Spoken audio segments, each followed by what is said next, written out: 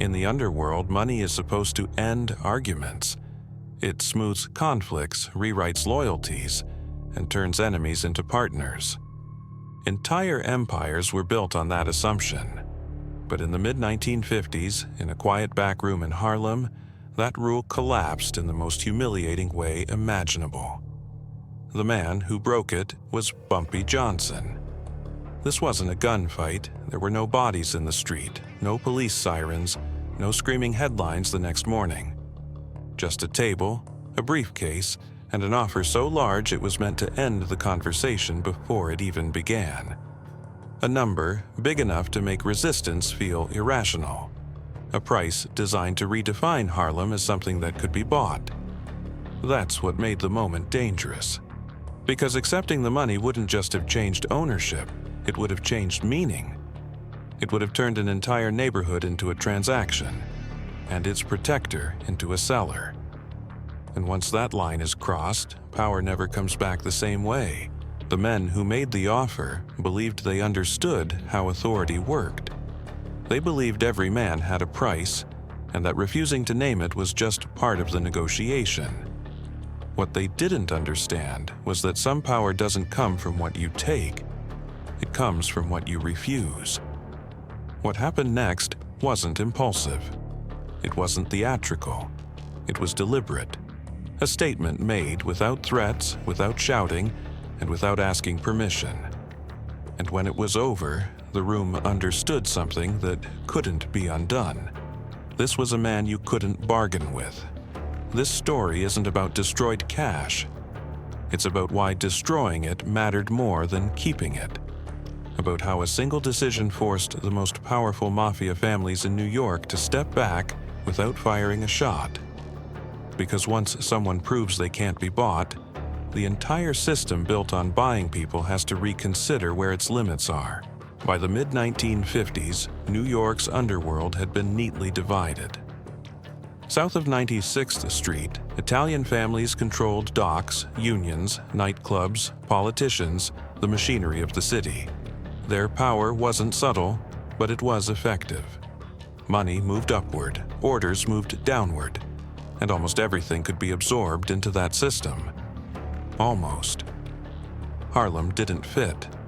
To outsiders, Harlem looked chaotic. Small bets, street-level operations, informal networks. But beneath that surface was one of the most disciplined cash economies in America. The numbers game alone generated millions every month, not through force, but through trust. People played because they believed the system would pay out. That belief was more valuable than any gun.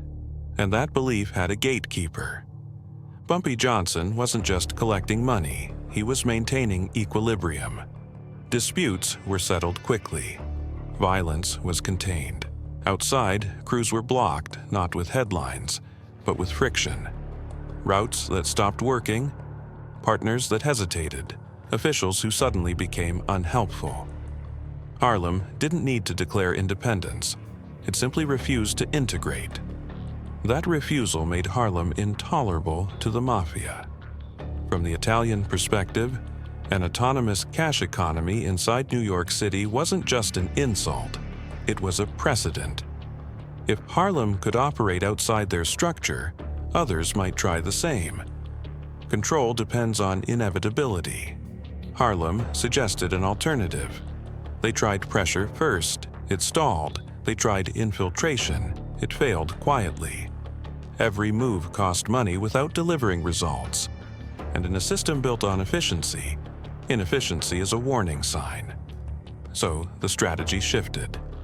If Harlem couldn't be taken, maybe it could be converted. Not seized by force, but acquired through agreement. Not a war, but a transaction. That required one assumption to be true, that the man standing between Harlem and absorption valued money more than meaning. That assumption would decide everything. Because once the Mafia framed Harlem as something that could be purchased, they weren't just negotiating territory. They were testing whether its protector saw the neighborhood as an asset or as a responsibility.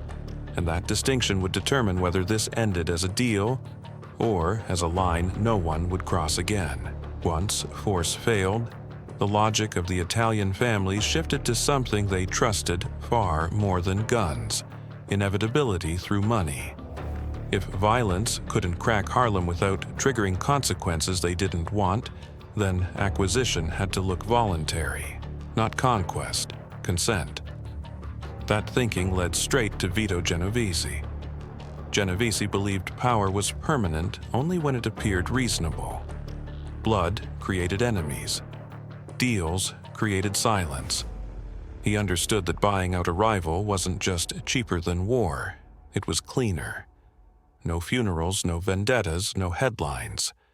Just a smooth transfer of control disguised as opportunity. But there was a problem. You couldn't negotiate with Harlem as an idea. You had to negotiate with the man holding its center. That man was Bumpy Johnson. The offer wasn't framed as surrender. It was framed as retirement. Step aside. Take a fortune. Walk away alive, respected, untouched. In Mafia terms, it was generous to the point of insult, because generosity implies superiority. It says, we can afford to let you keep your pride. To deliver that message, Genovese didn't send a diplomat. He sent Vincent Gigante, a man whose reputation made the subtext impossible to miss. This wasn't just money on a table. It was money backed by the understanding of what followed refusal. That's why the offer mattered more than its amount. The Mafia assumed Bumpy would do what most men did when faced with certainty: weigh risk against reward, calculate survival, choose comfort over confrontation. From their perspective, refusing would have been irrational, even irresponsible. Harlem could be monetized. Bumpy could disappear into wealth. Everyone would win, except Harlem wouldn't. Because the offer wasn't about removing Bumpy from the board. It was about redefining what Harlem was. Once it became something that could be sold, it could be resold, repackaged, broken apart. The rules that held it together would vanish the moment the first check cleared. And Bumpy understood that immediately. He saw what the Mafia didn't: that accepting the deal wouldn't end conflict. It would just postpone it, under worse terms. It would teach everyone watching that autonomy was temporary, and that resistance eventually folded if the number got high enough. That's why the meeting was never really about money. It was about whether control could be purchased, or whether some lines simply couldn't be crossed. The mistake the Mafia made wasn't underestimating Bumpy Johnson's pride. It was misunderstanding his role. They saw him as an operator who happened to control Harlem's cash flow. Bumpy saw himself as a steward of something that didn't belong to him in the first place.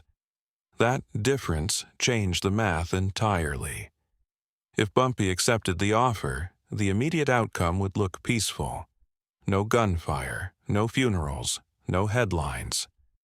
But beneath that calm surface, the structure holding Harlem together would collapse quietly. The numbers game would be absorbed, then reshaped. Rules would change. Trust would erode. People who believed the system protected them would learn it could be sold without their consent. Bumpy understood that once you sell something that isn't yours, you don't just lose authority, you lose legitimacy. And legitimacy, once gone, never returns in the same form. There was also a deeper problem with the offer itself. It assumed fear was the final arbiter. Take the money, live comfortably, avoid consequences. Refuse, and force would eventually follow. That logic works on men whose power depends on survival. It fails on men whose power depends on meaning. Harlem wasn't just a revenue stream, it was a promise that disputes wouldn't spiral, that outsiders wouldn't drain the neighborhood dry. That order existed for a reason beyond profit. If Bumpy broke that promise, he wouldn't just be stepping aside, he'd be teaching everyone watching that principles were temporary and could be priced out. That lesson would outlive him. The Mafia believed they were offering an exit. Bumpy saw it as an invitation to erase the very thing that made Harlem stable.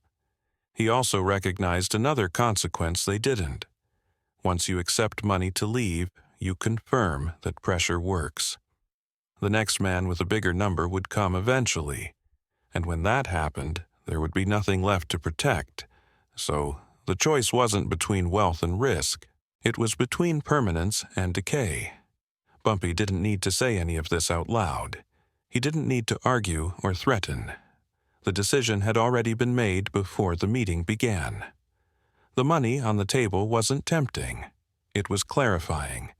It revealed exactly how the Mafia viewed Harlem, and exactly why they could never be allowed to own it.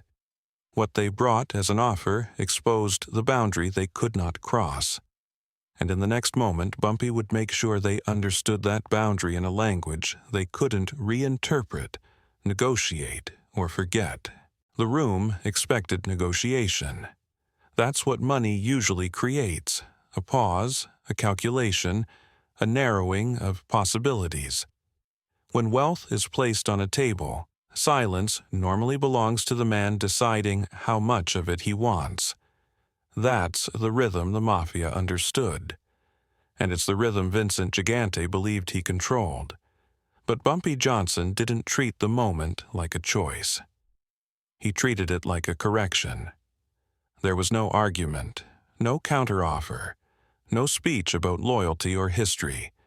What followed wasn't emotional or explosive. It was precise, deliberate, almost instructional. The kind of action that removes ambiguity instead of creating it. That's why it worked. In the Mafia world, money is more than currency. It's proof of dominance. Whoever can afford to lose the most usually sets the rules. That assumption collapses instantly when someone demonstrates they don't measure value the same way. The act wasn't about destruction. It was about disqualification. Removing money from the conversation entirely. Every man in that room understood the implication immediately. If Bumpy was willing to destroy what they believed gave them leverage, then they had no leverage at all. Threats didn't apply. Bribes didn't apply. Escalation became dangerous because escalation only works if the other side values what you're risking. This wasn't defiance, it was a declaration of immunity. The most unsettling part wasn't the loss of the cash. It was the realization that the usual hierarchy no longer functioned. The men present had spent their lives watching people bend once the number got high enough. They'd never seen someone make the number irrelevant. And once that happens, power changes hands silently. Because the next step after refusal is always force, unless force risks proving weakness. Any retaliation would confirm that the offer failed. Any violence would elevate the man who couldn't be bought into a symbol far larger than before. The Mafia didn't fear Bumpy in that moment. They feared the precedent. A man without a price breaks the system built on buying people. That's why no one moved to stop him. Not because they couldn't, but because they didn't know how. Violence would have turned him into a martyr. Walking away turned the moment into a lesson. And lessons travel further than threats. By the time Bumpy stood up to leave, the outcome was already decided. Harlem hadn't been purchased. It hadn't been negotiated over. It had been removed from the market entirely. What remained in that room wasn't anger or humiliation. It was clarity. For the first time, the Mafia understood they weren't dealing with a rival who wanted a better deal. They were dealing with someone who rejected the premise of the deal itself. And once that realization settled in, retreat wasn't cowardice. It was the only rational move left. After the meeting, there was no immediate response. No retaliation that night. No men sent back into Harlem to restore balance. To outsiders, the silence looked strange. In the Mafia world, refusal usually invites punishment. But this refusal had changed the calculus in a way that punishment couldn't fix. What Bumpy Johnson had done wasn't just reject an offer, he had stripped it of meaning. The money wasn't leveraged, negotiated, or returned. It was removed from the system altogether. And once that happened, every option left to the Mafia carried unacceptable costs. If they escalated with violence, they would be admitting something dangerous, that their greatest tool had failed. War would no longer look like enforcement. It would look like insecurity. Harlem wasn't an isolated crew that could be crushed quietly. It was a neighborhood with memory, witnesses, and allies who would interpret any attack as confirmation that Bumpy's line had been real. If they tried to negotiate again, the damage was even worse. Coming back with a second offer, larger, sweeter, more reasonable, would announce to the entire underworld that $1 million hadn't been enough. That message alone would weaken every future negotiation the families attempted anywhere else in New York. And if they tried to ignore it, the story would still spread. Word traveled fast, not because of gossip, but because of what the act represented. Men who lived by buying loyalty suddenly had to confront a limit, a place where money didn't close the deal. A man who couldn't be folded into the usual hierarchy. That kind of anomaly threatened systems far beyond a single neighborhood. From Vito Genovese's perspective, the conclusion was unavoidable. Harlem wasn't worth the precedent. Taking it by force would cost reputation. Buying it was no longer possible. And killing the man who stood in the way risked turning him into a symbol that outlived them all. So the families did something they almost never did. They stepped back, not publicly, not with an announcement, just a quiet recalibration. Attention shifted elsewhere. Pressure evaporated. Harlem was left alone, not because it was weak, but because it had become too expensive to control. That's how real retreats happen. Not with surrender, but with silence. And in that silence, everyone understood the same thing. This wasn't a temporary pause. It was an acknowledgement that one man had redrawn the boundary of what could be bought and where the market ended. Once that boundary exists, no amount of money can cross it again. Years later, people would argue about what that night really meant. Some said it was arrogance, others called it madness. A few insisted it was theater, a stunt designed to inflate a reputation. But the men who sat in that room understood the truth immediately, and they never needed to discuss it again. Bumpy Johnson didn't burn money to show power. He burned it to remove a question. Once it was clear that no amount could change the answer, the conversation was over forever. That's why no follow-up offer came.